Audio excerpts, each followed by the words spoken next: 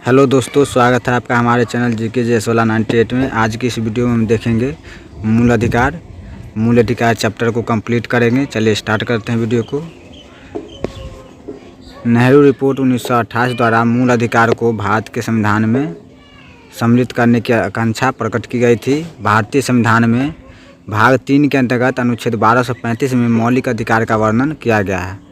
मूल अधिकार किस भाग में है? तो भाग 3 में है और यह अनुच्छेद 1235 तक दिया गया है, जो निम्नलिखित हैं। एक है समानता का अधिकार, दूसरा है स्वतंत्रता का अधिकार, 3 है शोषण के विरुद्ध अधिकार, 4 है धर्म की स्वतंत्रता का अधिकार, 5 है संस्कृति और शिक्षा संबंधी अधिकार और 6 है संवैधानिक उपचारों का अधिकार। ये 6 प्रकार का जो है मूल अधिकार दिया गया है।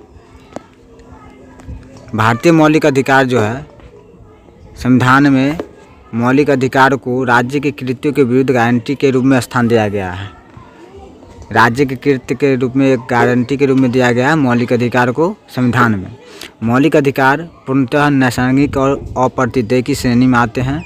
आपातकालीन स्थिति में ही अनुच्छेद 358 और 359 के प्रावधानों के अंतर्गत मूल अधिकार का निलंबन किया जा सकता है। यहाँ हम देख सकते हैं कि मूल अधिकार का निलंबन किस स्थिति में होता है, तो आपातकालीन स्थिति में वो भी 358 और 359 के प्रावधान के अंतर्गत मूल अधिकार का निलंबन होता है। मौलिक अधिकार को न्याय योग्य यानी बाध्य के रूप में संविधान में रखा गया है। वर्तमान में कुल 6 मौलिक अधिकार प्रदान किए गए हैं, जबकि मूल संविधान में 7 प्रकार का मौलिक अधिकार था। भारतीय संविधान में दिए गए मौलिक अधिकारों की तुलना अमेरिका के अधिकार बिल से की जाती है। भारतीय संविधान में मौलिक अधिकार जो दिया गया है वह किससे तुलना किया जाता है, तो ये अमेरिका के अधिकार बिल से किया जाता है। भारतीय संविधान में मौलिक अधिकार का संरक्षण का दायित्व न्यायपालिका के पास है। मौलिक अधिकार के संरक्षण का दायित्व किसके पास है, तो ये मौलिक अधिकार के दायित्व का संरक्षण न्यायपालिका के पास है। भारतीय संविधान का अनुच्छेद 14 यह सुनिश्चित करता है कि किसी भी व्यक्ति को विधि के समक्ष समता, यानी अनुच्छेद 14 में विधि के समक्ष समता की बात की गई है। अनुच्छेद 14 में यह विधि के समक्ष समता की बात की गई है, या विधियों से समान संरक्षण से वंचित नहीं किया जाएगा। फिर से रिपीट कर देते हैं। संविधान के अनुच्छेद 14 यह सुनिश्चित करता है कि किसी भी व्यक्ति को विधि के समक्ष समता या विधियों के समान संरक्षण से वंचित नहीं किया जाएगा। इस रूप से अनुच्छेद 14 विधान सत्ता पर पूर्ण नियंत्रण लगाता है। भारतीय संविधान में समानता के अधिकार को अनुच्छेद 14 से 18 तक दिया गया है। ये कुल 5 अनुच्छेद में वर्णित किया गया है, जो कि अगर लिखित मतलब आगे बताया गया है। विधि के समक्ष समता अनुच्छेद 14 में है। विधि के समक्ष समता अनुच्छेद 14 में है। धर्म, मूल जाति, लिंग, मूल वंश, जन्म स्थान के आधार पर विभेद का आपत्ति से दिया अनुच्छेद 15 में दिया गया है। लोक नियोजन के विषय में अवसर की समता ये अनुच्छेद 16 में है। अस्पृश्यता या छुआछूत का अंत अनुच्छेद 17 में है। उपाधियों का अंत अनुच्छेद 18। अनुच्छेद 19 से 22 तक के स्वतंत्रता के अधिकार वर्णित है। अनुच्छेद 19 के अंतर्गत अभिव्यक्ति और स्वतंत्रता के कुल 6 प्रकार की स्वतंत्रता दी गई है। अनुच्छेद में 6 प्रकार की स्वतंत्रता दी गई है। 6 प्रकार की स्वतंत्रता है, वो 6 प्रकार की स्वतंत्रता हम लोग देखेंगे। अनुच्छेद 19(1) का क में जो है ये वाक और व्यक्ति की स्वतंत्रता दी गई है। इसके अंतर्गत ही समाचार पत्रों की स्वतंत्रता भी निहित मानी जाती है। वो अनुच्छेद 19(1) के क में जो है वाक और व्यक्ति की स्वतंत्रता है। इसके अंतर्गत ही समाचार पत्रों के स्वतंत्रता भी निहित मानी जाती है। संविधान के अनुच्छेद 19(1) के ख में जो है शांतिपूर्ण निरायुध सम्मेलन की स्वतंत्रता है। 19(1) का ग में संगम या संघ बनाने की स्वतंत्रता है। 19(1) के घ में भारत के राज्य क्षेत्र में सर्वत्र आबाद संचरण की स्वतंत्रता है। 19(1) के अंग जो है इसमें दिया गया है भारत के राज्य क्षेत्र के किसी भाग में निवास करने और बस जाने की स्वतंत्रता। ये 6 प्रकार की स्वतंत्रता जो है अनुच्छेद 6 में दिया गया है। नेक्स्ट देखते हैं।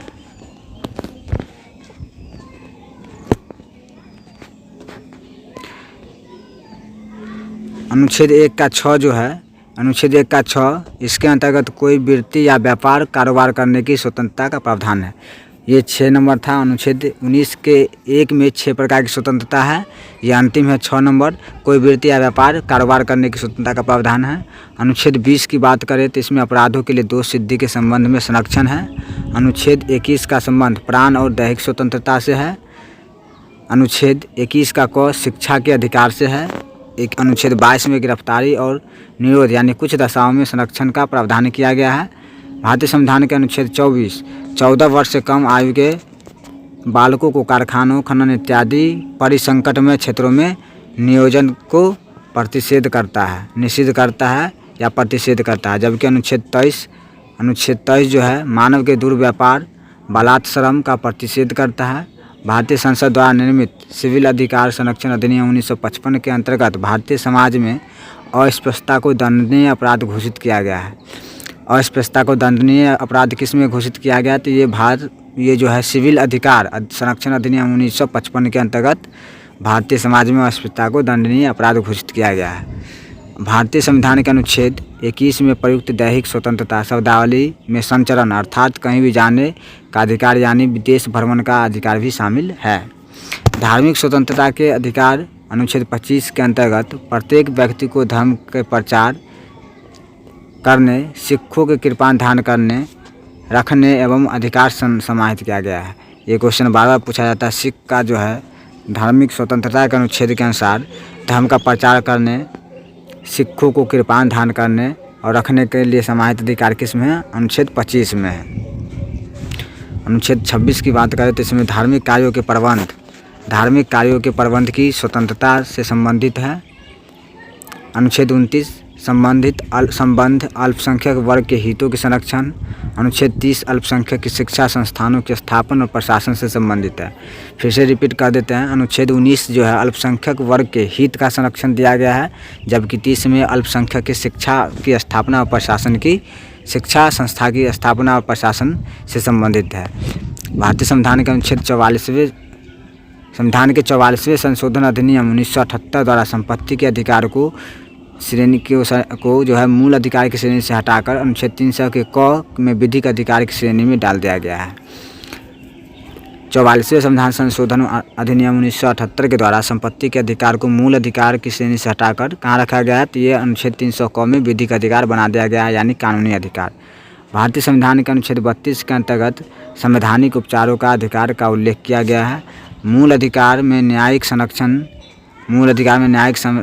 हेतु अनुच्छेद 32 के अंतर्गत उच्च न्यायालय तथा अनुच्छेद 226 के तहत अनुच्छेद 32 के अंतर्गत उच्चतम न्यायालय, जबकि अनुच्छेद 226 के तहत उच्च न्यायालय को शक्ति प्रदान की गई है। मूल अधिकार में जो है न्यायिक संरक्षण हेतु अनुच्छेद 32 के अंतर्गत उच्चतम न्यायालय तथा यानी सुप्रीम कोर्ट और अनुच्छेद 226 के तहत यानी हाई कोर्ट को शक्ति प्रदान की गई है। सर्वोच्च अथवा उच्च न्यायालय कई प्रकार की विशेष आदेश जारी करते हैं, जिन्हें प्रादेश या रीट कहते हैं। सर्वोच्च न्यायालय या उच्च न्यायालय जो है विभिन्न प्रकार के प्रादेश जारी करते हैं, उसे क्या कहते हैं? रीट कहते हैं। रीट देख लेते हैं। पहला है बंदी प्रत्यक्षीकरण। इसके द्वारा न्यायालय किसी भी गिरफ्तार व्यक्ति को न्यायालय के सामने प्रस्तुत करने का आदेश देता है। यदि गिरफ्तारी का तरीका या कारण गैर कानूनी या असंतोषजनक हो तो न्यायालय बंदी को छोड़ने का आदेश दे सकता है। बंदी प्रत्यक्षीकरण क्या है? तो इसके द्वारा न्यायालय किसी भी गिरफ्तार व्यक्ति को न्यायालय के सामने प्रस्तुत करने का आदेश देता है। यदि गिरफ्तारी का तरीका या कारण गैर कानूनी या असंतोषजनक हो तो न्यायालय बंदी को छोड़ने का आदेश भी देता है।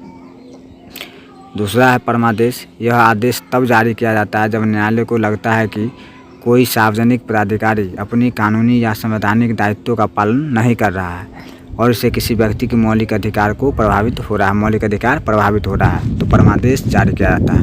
परमादेश जारी कब होता है? जब लगता है कि कोई भी सार्वजनिक पदाधिकारी अपनी कानूनी या संवैधानिक दायित्वों का पालन नहीं कर रहा है।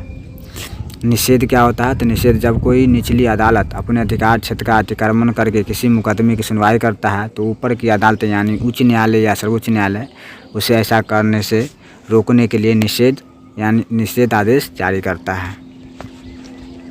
नेक्स्ट देते हैं अधिकार परीक्षा की बात करें तो जब न्यायालय को लगता है अधिकार परीक्षा में जब न्यायालय को लगता है कि कोई व्यक्ति ऐसे पद पर नियुक्त हो गया है जिस पद पर कोई कानूनी हक नहीं है, तब न्यायालय अधिकार परीक्षा आदेश द्वारा उस पद पर कार्य करने से रोक दिया जाता है। अधिकार परीक्षा जब न्यायालय को लगता है कि कोई व्यक्ति ऐसे पद पर नियुक्त हो गया है जिस पर उसका कोई कानूनी हक नहीं है, तब न्यायालय अधिकार परीक्षा आदेश के द्वारा उस पद पर कार्य करने से रोक दिया जाता है। उत्प्रेषण क्या है? जब कोई निचली अदालत या सरकारी अधिकारी बिना अधिकार के कोई कार्य करता है। जब कोई निचली अदालत या सरकारी अधिकारी बिना कोई अधिकार का कोई कार्य करता है तो न्यायालय के समता विचाराधीन मामले को उससे लेकर उत्प्रेषण द्वारा ऊपर की अदालत या अधिकारी को हस्तांतरित कर देता है। तो उस मामले को जो है विचाराधीन मामले में रख के लेकर उसे उत्प्रेषण द्वारा ऊपर की अदालत या अधिकारी को हस्तांतरित कर दिया जाता है, उसे उत्प्रेषण कहा जाता है। संविधान के अनुच्छेद 352 जो है, संविधान के अनुच्छेद 352 के तहत राष्ट्रपति द्वारा आपातकाल की घोषणा 352 के द्वारा आपातकाल की घोषणा राष्ट्रपति द्वारा किए जाने पर अनुच्छेद 358 के तहत अनुच्छेद 19 में वर्णित मूल अधिकार स्वतः निलंबित हो जाता है। फिर से रिपीट कर देते हैं। संविधान के अनुच्छेद 352 के तहत राष्ट्रपति द्वारा आपातकाल की उद्घोषणा किए जाने पर अनुच्छेद 358 के तहत राष्ट्रपति 352 के तहत आपातकाल की उद्घोषणा करेगा, लेकिन यह अनुच्छेद 358 के तहत अनुच्छेद 19 में वर्णित मूल अधिकार स्वतः निलंबित हो जाते हैं। अनुच्छेद 20 और 21 को छोड़कर अन्य मूल अधिकार का निलंबन करने की शक्ति राष्ट्रपति को है। यानी आपातकाल के समय कौन सा मूल अधिकार निलंबित नहीं होता है? तो 20 और 21 नहीं होता, बाकी सभी हो जाता है। अनुच्छेद 359 के तहत प्राप्त है, यानी कि मूल अधिकार को छोड़कर जो है 20-21 को छोड़कर अन्य को निलंबित करने की शक्ति राष्ट्रपति को अनुच्छेद 359 अनुच्छेद के तहत है। भारतीय संविधान के 44वें संशोधन के पश्चात अनुच्छेद 20 और 21 के अंतर्गत प्राप्त मूल अधिकार को निलंबित नहीं किया जा सकता। फिर से रिपीट करते हैं। भारतीय संविधान में 44वें संशोधन के पश्चात अनुच्छेद 20 और 21 के अंतर्गत प्राप्त मूल अधिकार को निलंबित नहीं किया जा सकता है। बच्चन सिंह बनाम पंजाब राज्य के मामले में उच्चतम न्यायालय ने बहुमत निर्णय से यह अभिनिर्धारित किया, मृत्यु कारित करने के लिए मृत्युदंड का वैकल्पिक दंड अनुच्छेद 14 और 21 के अतिक्रमण नहीं करता है और संवैधानिक है। नेक्स्ट देखते हैं। ये मूल अधिकार जो है 6 प्रकार का, इसको एक बार देख लेते हैं कहाँ से कहाँ तक है। मूल अधिकार और अनुच्छेद है। समता का अधिकार जो है अनुच्छेद 14 से 18 में है। स्वतंत्रता का अधिकार 19 से 22, शोषण के विरुद्ध अधिकार 23 से 24, धार्मिक स्वतंत्रता का अधिकार 25 से 28, संस्कृति और शिक्षा संबंधी अधिकार 29 से 30, संवैधानिक उपचारों का अधिकार अनुच्छेद 32 में है। ये सभी अनुच्छेद 6 प्रकार के जो मूल अधिकार है ये दिया गया है। चलिए अब क्वेश्चन के माध्यम से देख लेते हैं।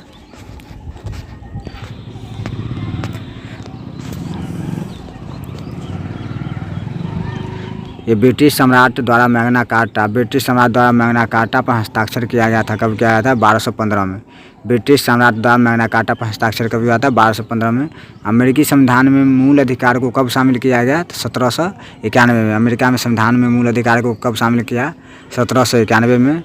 भारत में सर्वप्रथम मूल अधिकार की मांग किस विधेयक के माध्यम से की गई थी? किस विधेयक के माध्यम से की गई थी? ये स्वराज विधेयक था 1895 बाल गंगाधर तिलक के द्वारा। भारत में सर्वप्रथम मूल अधिकार की मांग किस विधेयक के माध्यम से की गई थी? स्वराज विधेयक 1895 के तहत बाल गंगाधर तिलक ने किया था। मानव अधिकार की सार्वभौम मानव जो है अधिकारों की सार्वभौम घोषणा संयुक्त राष्ट्र महासभा ने किस वर्ष किया था? तो 10 दिसंबर 1948 को। मानव अधिकारों की सार्वभौम घोषणा संयुक्त राष्ट्र महासभा ने कब किया था? तो 10 दिसंबर 1948 को। मूल अधिकार में परिवर्तन के लिए किस में संशोधन करना पड़ता है? संविधान में। सभी मूल अधिकार किस प्रकार की शक्ति को मर्यादित करती है? विधायी शक्ति को। कॉमनवेल्थ ऑफ इंडिया बिल के माध्यम से 1925 ईस्वी में किसने मूल अधिकार की मांग की थी? Shrimati Annie Besant. Commonwealth of India bill के माध्यम से 1925 में किसने मूल अधिकार की मांग की थी? तो एनी बेसेंट ने मांग की थी। संविधान द्वारा किसकी अध्यक्षता में मूल अधिकार पर परामर्श हेतु एक समिति गठित किया होता है? वल्लभ भाई पटेल की अध्यक्षता में। संविधान सभा द्वारा किसकी अध्यक्षता में मूल अधिकार पर एक परामर्श हेतु समिति का गठन हुआ था? वल्लभ भाई पटेल की अध्यक्षता में। अल्पसंख्यक एवं मूल अधिकार पर परामर्श के लिए किसकी अध्यक्षता में उप समिति का गठन हुआ था? JB के प्राणी की अध्यक्षता में। किसने मूल अधिकारों को हमारी भावना के साथ किया गया वादा तथा सभ्य के साथ की गई संधि को कहा है? तो डॉक्टर एस कृष्णन ने कहा था। कौन कहा था? डॉक्टर एस कृष्णन ने कहा था। अनुच्छेद 12 के अधीन राज्य में क्या क्या शामिल है? अनुच्छेद 12 जो है इसके अधीन राज्य में क्या क्या शामिल है? तो एक भारत सरकार एवं भारत की संसद। 2 प्रत्येक राज्य की सरकार, राज्य की विधानमंडल, स्थानीय प्राधिकारी और अन्य प्राधिकारी। अनुच्छेद 12 के अधीन राज्य में क्या क्या शामिल है? तो भारत सरकार एवं भारत की संसद, प्रत्येक राज्य की सरकार और राज्य की विधानमंडल, स्थानीय प्राधिकारी और अन्य प्राधिकारी। किस पद की संविधान में परिभाषित नहीं किया गया है? किस पद की संविधान में परिभाषा नहीं दी गई है? तो नागरिकों के पिछड़े वर्गों की। किस पद की संविधान में परिभाषा नहीं दी गई है? तो नागरिकों के पिछड़े वर्ग की। भारतीय संविधान के किस भाग में मूल अधिकार का उल्लेख है? तो भाग 3 में है। किस अनुच्छेद में मूल अधिकार का वर्णन है? तो अनुच्छेद 12 से 35 तक मूल अधिकार का वर्णन किया गया है। भारतीय संविधान के मूल अधिकार किस देश के संविधान से लिया गया है? संयुक्त राज्य अमेरिका। मूल अधिकार कहाँ से लिया गया? संयुक्त राज्य अमेरिका से। नेक्स्ट देखते हैं, भारतीय संविधान को मैग्ना कार्टा किस भाग में कहा गया है? संविधान के भाग 3 को संविधान की मैग्ना कार्टा कहा गया है। मूल संविधान में कितने मूल अधिकार का प्रावधान है? तो 7 है। मूल संविधान में कितने मूल अधिकार का प्रावधान किया गया था? 7 था। वर्तमान में कितना है? तो वर्तमान में 6 है। संपत्ति का अधिकार को हटा दिया गया है। अब मूल अधिकार में कितना है? ये 7 है। संपत्ति के मूल अधिकार का प्रावधान संविधान के किस अनुच्छेद में किया गया था? तो अनुच्छेद 19 के 1 के अनुच्छेद 31 में किया गया था। संपत्ति के मूल अधिकार का वर्णन किस में किया गया था? तो अनुच्छेद 19 के 4 तथा अनुच्छेद 31 में संपत्ति के अधिकार का वर्णन किया गया था।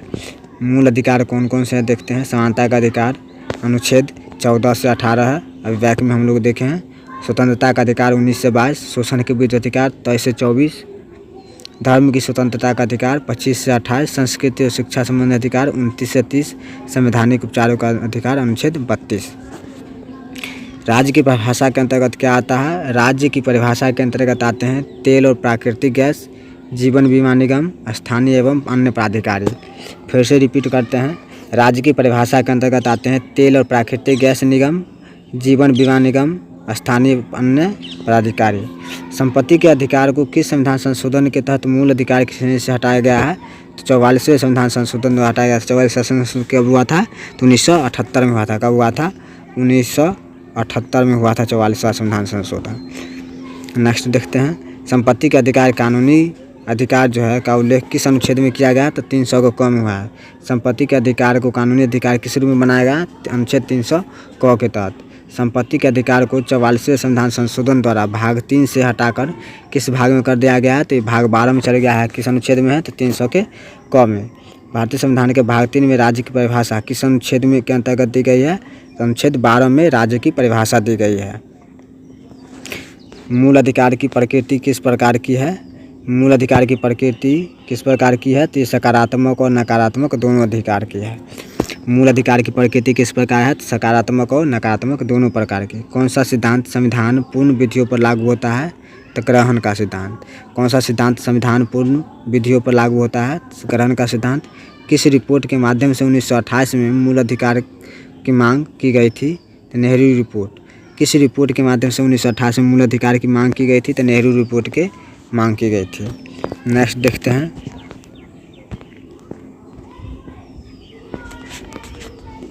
मूल अधिकार जो है नेहरू रिपोर्ट से संबंधित कब किए थे? तो 1928 में। अभी बैक में हम लोग देखे हैं, इससे पीछे ही देखे हैं। मूल अधिकार से संबंधित रिपोर्ट किस पेश कर देते हैं? 1928 में। मौलिक अधिकार की प्रकृति किस प्रकार है? बाध्य योग्य, न्यायोचित है। गोलकनाथ बनाम पंजाब राज्य जो है 1962 की प्रक्रिया स्वरूप संसद ने कौन सा संविधान संशोधन किया था? तो ये 24वां संविधान संशोधन हुआ था 1971 में। गोलकनाथ बनाम पंजाब राज्य 1962 की प्रक्रिया के स्वरूप कौन सा संविधान संशोधन किया गया था? 24वां। कब किया गया था? तो 1971 में किया गया था। केशवानंद भारती बनाम केरल राज्य 1973 बाद में न्यायाधीशों की संख्या कितनी थी? 13 थी। कितना थी? 13। केशवानंद भारती बनाम केरल राज्य 1973 में कितना न्यायाधीश था? 13 था। केशवानंद भारती केस के समय भारत के मुख्य न्यायाधीश कौन थे? तो एम सिकरी थे। क्या थे? SM सिकरी थे। नेक्स्ट देखते हैं, निर्बंध की नियुक्तिकता किस विषय है? तो न्यायिक पुनर्वलोकन का है। क्या है? निबंध की युक्तियुक्ता किसका विषय है? तो न्यायिक पुनर्वलोकन का विषय है। न्यायिक पुनर्वलोकन की शक्ति किस अनुच्छेद में दी गई है? तो अनुच्छेद 13 में है, 32 में है और 136 में है। न्यायिक पुनर्वलोकन की शक्ति किस अनुच्छेद में है? अनुच्छेद 13, 32 और 136 में है। नेक्स्ट बात करते हैं, संविधान के किस अनुच्छेद में वर्णित किया गया है कि संविधान के किस अनुच्छेद में वर्णित किया गया है किसी भी अध्यादेश या अधिनियम के द्वारा मूल अधिकार की छीन या समाप्ति नहीं किया जा सकता है? अनुच्छेद 13 में है। किस अनुच्छेद में दिया गया है कि मूल अधिकार को जो है छीन या समाप्त नहीं किया जा सकता है? तो अनुच्छेद 13 में। संविधान के अनुच्छेद 13 के संबंधित सिद्धांत कौन से हैं? तो 13 में सिद्धांत दिया गया है आच्छादन का सिद्धांत, पृथक्करणीयता का सिद्धांत और अधित्याग का सिद्धांत। कौन सा 13 में दिया गया है? आच्छादन का सिद्धांत, पृथक्करणीयता का सिद्धांत, अधित्याग का सिद्धांत। ये सब संविधान के अनुच्छेद 13 में दिया गया है। संविधान में ये भारत में न्यायिक पुनर्वलोकन का सिद्धांत किस देश के संविधान से लिया गया? USA के संविधान से लिया गया, यानी अमेरिका के संविधान से। न्यायिक पुनर्वलोकन कहाँ से लिया गया है? अमेरिका के संविधान से। अनुच्छेद 13(1) के अंतर्गत संविधान के भाग 3 के असंगत किन विधियों को शून्य घोषित किया गया है? संविधान के पूर्व विधियों को। क्या? संविधान के पूर्व विधियों का। किस प्रकार की विधियों को अनुच्छेद 13(2) में रखा गया है? तो ये किस प्रकार की विधि को अनुच्छेद के 13(2) के अंतर्गत शून्य घोषित किया गया है? तो ये मूल अधिकार के असंगत ऐसी विधियों को जो संविधान के लागू होने के पश्चात राज्य द्वारा निर्मित की गई है। मूल अधिकार से असंगत ऐसी विधि जो संविधान के लागू होने के पश्चात राज्य द्वारा निर्मित की गई है। विधि का अर्थ संविधान के किस अनुच्छेद में दिया गया है? 13(3) के क में है। विधि शब्द का अर्थ संविधान के किस अनुच्छेद में है? 13 के 3 में है। मूल अधिकार की सुरक्षा किस कवच जो है मूल अधिकार का सुरक्षा कवच किस अनुच्छेद को कहा गया है? 13 को। मूल अधिकार की सुरक्षा कवच किस अनुच्छेद को कहा गया है? अनुच्छेद 13 को। किस वाद के पश्चात उच्चतम न्यायालय ने आच्छादन का सिद्धांत प्रतिपादित किया था? भिखाजी बनाम मध्य प्रदेश। किस वाद के पश्चात उच्चतम न्यायालय ने आच्छादन का सिद्धांत प्रतिपादित किया था? भिखाजी बनाम मध्य प्रदेश राज्य ने। कांग्रेस के किस अधिवेशन में मूल अधिकारों की मांग की गई थी? तो कराची अधिवेशन 1931 में। कांग्रेस के किस अधिवेशन में मूल अधिकार की मांग की गई थी? कराची अधिवेशन 1931 में।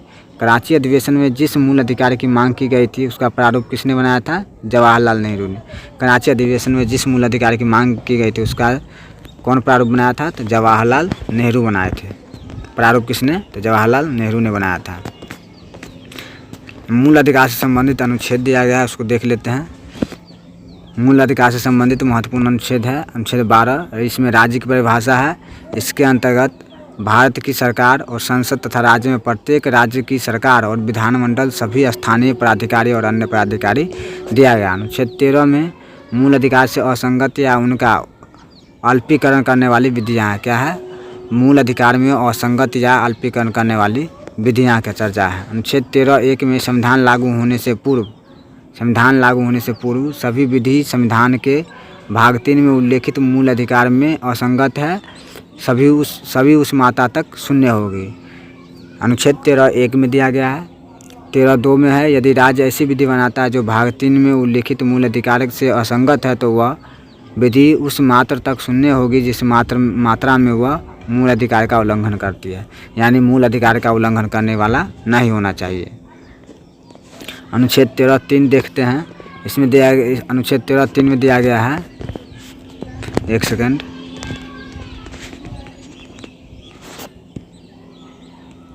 अनुच्छेद 13(3) में है यदि राज्य ऐसी विधि बनाता है जो भाग 3 में उल्लेखित मूल अधिकार से असंगत है तो वह विधि मात्रा तक शून्य होगी जिसकी मात्रा में मूल अधिकार का उल्लंघन करती है। 2 में है। और अनुच्छेद 13(3) में विधि का अर्थ दिया गया है। अनुच्छेद 13(4) में है यह 24वें संविधान संशोधन अधिनियम 1971 द्वारा जोड़ा गया है। अनुच्छेद 13(4) इसके अंतर्गत अनुच्छेद 13 की कोई बात अनुच्छेद 368 के तहत किए गए संविधान संशोधन पर लागू नहीं होगा। बहुत इंपॉर्टेंट क्वेश्चन है। देखिए ये जो है 24वें संविधान संशोधन 1971 के द्वारा जोड़ा गया है। इसके अंतर्गत अनुच्छेद 13 की कोई भी बात जो है अनुच्छेद 368 के तहत किए गए संविधान संशोधन पर लागू नहीं होगी। किस अनुच्छेद में दिया गया है? 13(4) में दिया गया है। नेक्स्ट देखते हैं। अब समता के अधिकार है। भारतीय संविधान में समता का अधिकार 5 अनुच्छेद द्वारा दिया गया है। कौन सा है? संविधान के अनुसार 5 अनुच्छेद 14 से लेकर 18 तक है। भारतीय संविधान का कौन सा अनुच्छेद विधान सत्ता पर पूर्ण नियंत्रण लगाता है? अनुच्छेद 14। किस अनुच्छेद के तहत कानून के समान संरक्षण दिया गया है? तो अनुच्छेद 14। भारतीय संविधान का कौन सा अनुच्छेद वर्ण विभेद का निषेध करता है किंतु वर्गीकरण की अनुमति प्रदान करता है? अनुच्छेद 14। विधि का नियम या कानून का अधिराज्य का क्या अर्थ होता है? विधि का नियम या कानून के अधिराज्य का अर्थ होता है क्या? ये समान परिस्थितियों में समान व्यक्ति के लिए एक सा कानून, एक सा न्याय तंत्र होगा।